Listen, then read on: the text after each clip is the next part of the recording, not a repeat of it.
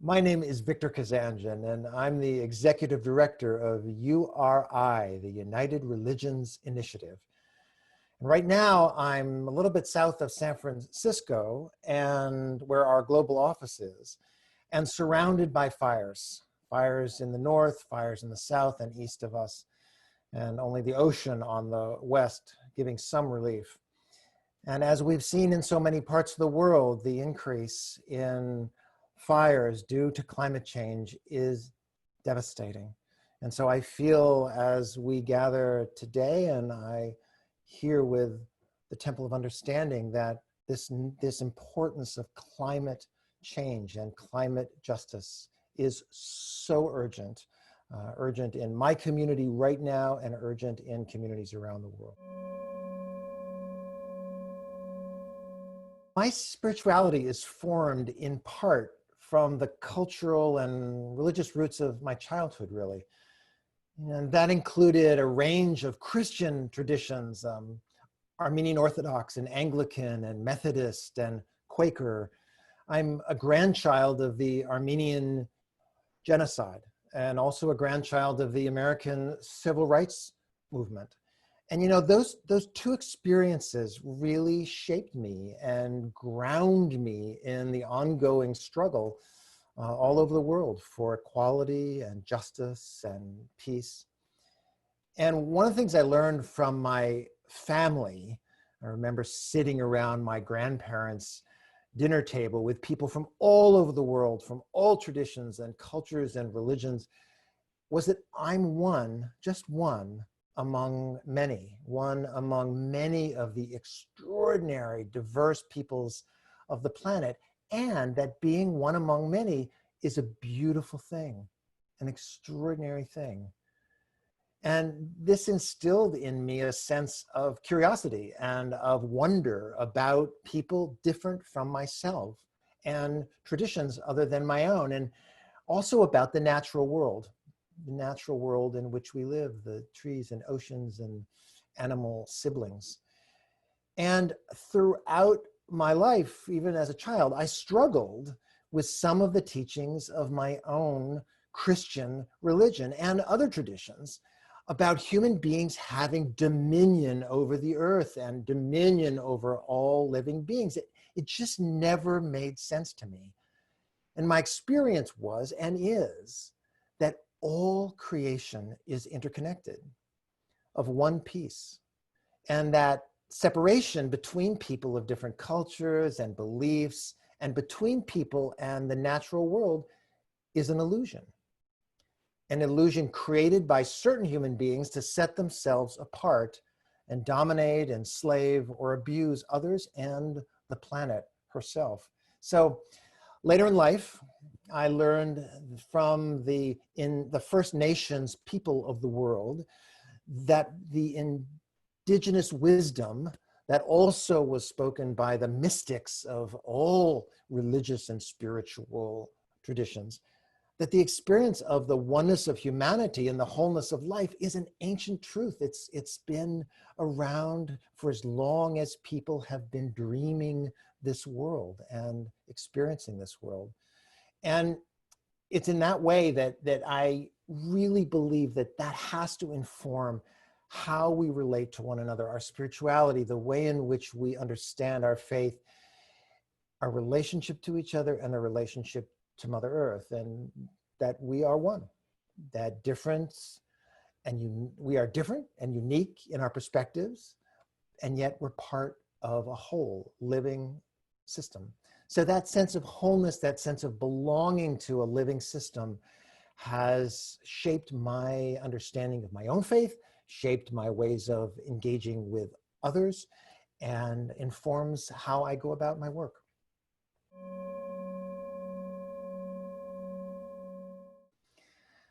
So let me start in a spiritual context and then really dive into the kind of climate justice world. And because this larger context of religions claiming truth and perpetuating these notions of separation between humanity and the environment it's such a problem, at the root of a problem of how we then approach climate justice in that way. And so I really think that for humanity to progress and towards peace and for the world to survive and thrive, that we have to reject those notions of religious exclusivism, of claiming ownership of the truth, and any doctrines of domination or dominion over the planet and our animal and plant siblings.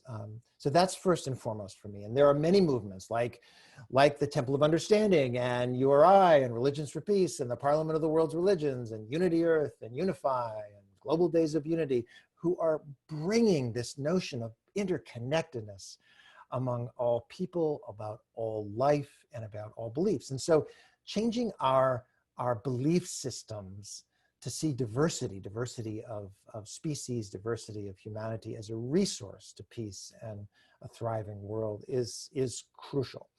Now, in the more instrumental context, the notion of listening to the teachings of our indigenous sisters and brothers, as well as mystics and scientists, who repeatedly have told us and tell us over and over again that we are connected, that we are one organism, that has to be the frame.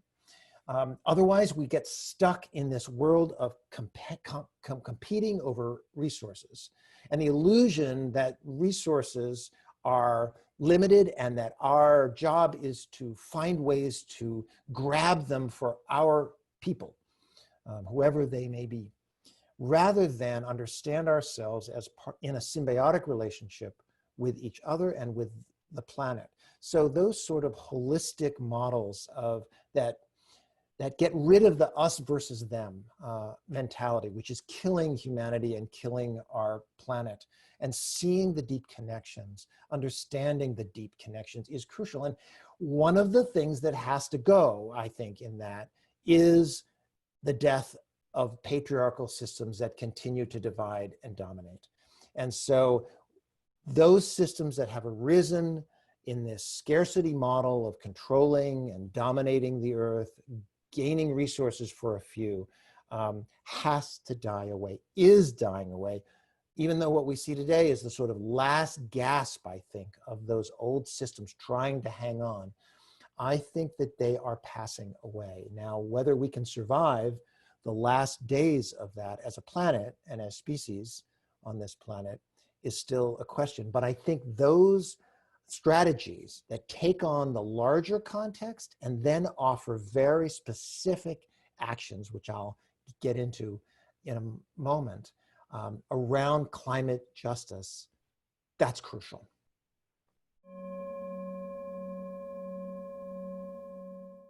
Yes, I'm very inspired by the work of Project Drawdown as one example, and their framework, which really looks at that drawdown moment, the communities of the world working together to get to that point in the future where the levels of greenhouse gases in the atmosphere start climbing and start steadily declining, therefore stopping that sort of catastrophic changes that we're seeing around us. And what I love about Project Drawdown is that not only does it talk about reducing carbon emissions and restoring soil and vegetation and regenerating the Earth's cycles, but also about cultivating equality and health for all people and species. What their work does, I think, is to broaden the notion of who's involved in climate action to be everyone. Whether you're working on specifically environmental projects, which are many and urgent, but also things like health and education and equality. So we don't often think about those things as being central to climate justice. And yet what Project Drawdown and others have written about is how crucial it is to tend to all of these parts of a whole system. Things like girls' education, major impact on the way in which societies thrive and the way in which actually impact the environment in positive ways. Healthcare for all, women's rights, equality, protection of the lands of First Nation peoples. All of these issues, which may seem at first sort of tangential or unrelated, in the broader sense of climate action are actually crucial.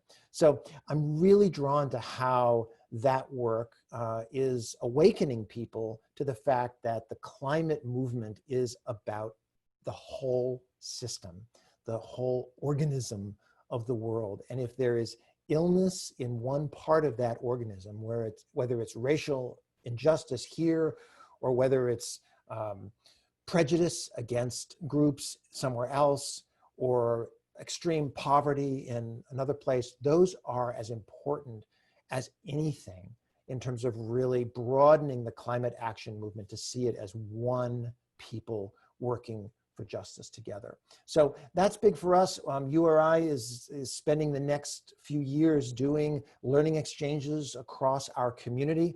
Our community is made up of cooperation circles of people of all beliefs working together in over 108 countries, over 1,000 groups doing this work. And we're going to be taking them through a process of connecting what they're doing, grassroots people working in their communities, connecting what they're doing to this larger framework of climate action and the kind of ways in which we are intervening in the old systems to move towards not just rescuing the planet, but to honoring the planet, making making sacred this planet that gives us life to a point where we can thrive.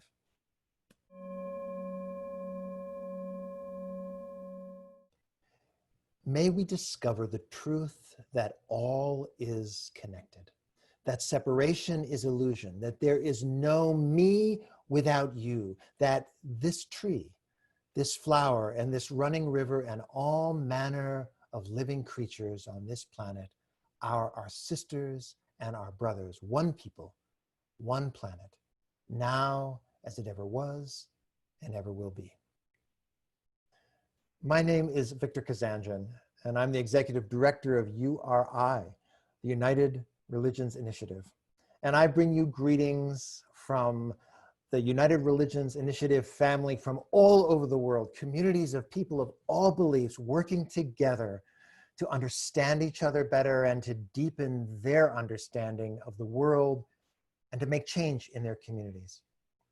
And it's this diversity that is so important in this moment in our history. Diversity among humanity and diversity of all species on this living planet. We are one. I learned that when I was a little boy, that I am one among many, many people of different cultures and beliefs, one among many species on this planet of living beings, and that being one among many is a beautiful thing and comes with a responsibility to love and care for others, other human siblings and other plant and animal siblings, all of whom form this web of life on this planet.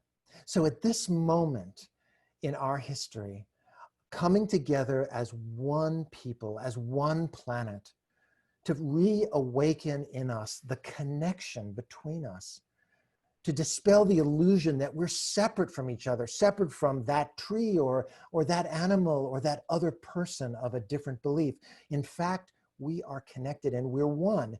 And so one of the radical changes that we can bring as we attempt to create peace, justice, and healing on this planet and a thriving ecosystem in which we can live is for us to break out of the old models, the old patriarchal models of separation, of domination, that human beings somehow are fighting over scarce resources with each other and with the planet, and come together and awaken to the wholeness of humanity and the wholeness that is this planet. So on this day, at this moment, I want to invite you to go stand and look into the eyes of another person, a person of a different culture, a person of a different belief.